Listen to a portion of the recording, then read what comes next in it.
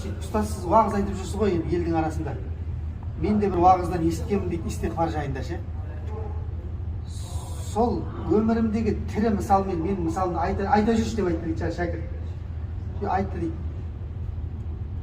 Әке шешем жұмыстан шығып қалды дейді ше. Әкемнің жасы 30-дан асып кетті дейді. Бірде бір адам құда түсіп келген жоқ дейді. Мен өзімнің оқуымның ақшамды төлей алмай жүрмін дейді.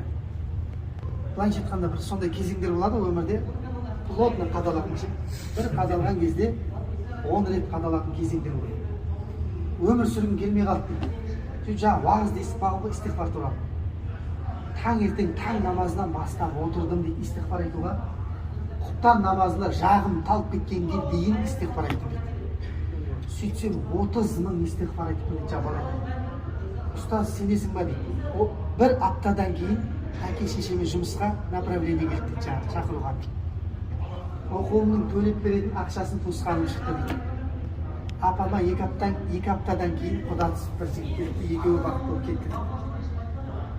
Бүкіл проблема айналдырған 2 аптаның ішінде шешіліп кетті дейді. Соны айта жүрші деп айтқан ғой. Сол айтып қойып жатқан ғой сіздерге.